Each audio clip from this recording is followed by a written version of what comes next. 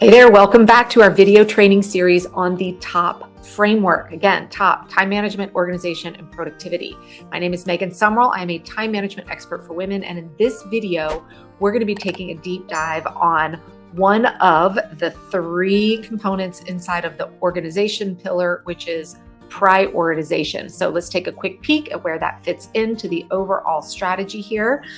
If you look, we're still down here in the organization pillar. You can catch the previous video on the idea of centralized, but right now we're going to talk about this part over here, prioritized. Now, this is not going to be a deep dive training on my 7-step prioritization process. We cover that inside of the program itself, but I do want to touch today here in this video on the importance of why we need to have the things that are, calling for our time prioritized. Now, there's one very obvious one that you likely already know, which is we want to make sure that we're spending our time on the things that are most important so that we are maybe not missing due dates, not missing opportunities, etc. But there are some other subtle aspects to prioritization that are really important for us to understand.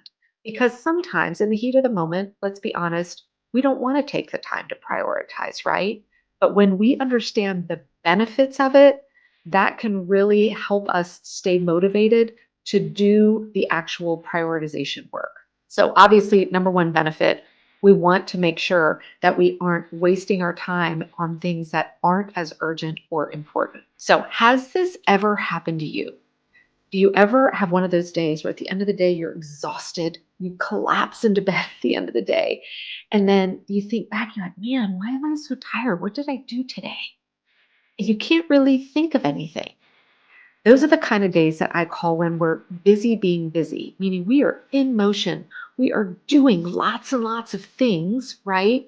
But at the end of the day, when we can't think of what was it I actually accomplished, that's likely a sign that you are spending your time on things that probably aren't the top priorities. Because when we are focused on the things that are most important, at the end of the day, we have that sense of accomplishment that we've actually completed them. Now, here is another really subtle but incredibly impactful reason why prioritization is so important. And this is something most people aren't talking about. Now, you've likely heard of the phrase decision fatigue, right?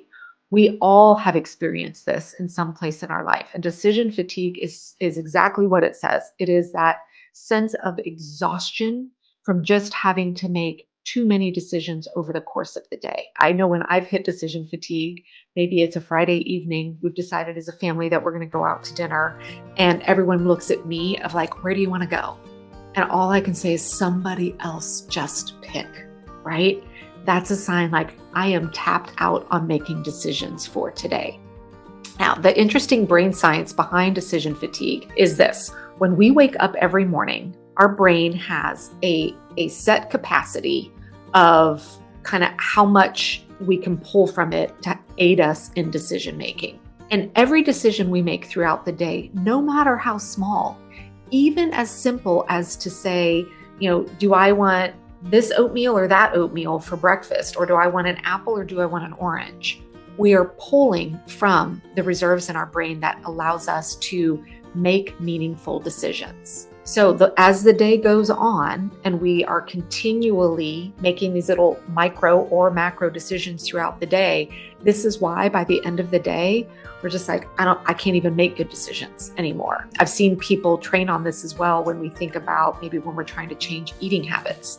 There's a reason why we think our willpower is gone at the end of the night, which is why we grab that bag of cookies. It's not so much willpower, it's that we don't have any more good decision-making energy left in our brain. Well, how does this relate to prioritization?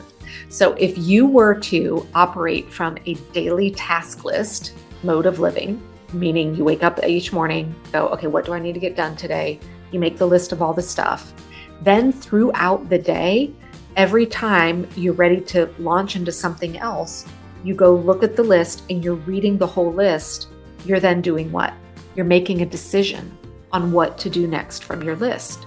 So all day long, as you're looking at that list and going, what's next? If it's not prioritized, meaning it's not telling you do this first, do this second, do this third, you are making decisions all day long. And what often happens when we lack this prioritization is we pick the low-hanging easy fruit, which often isn't the top priority.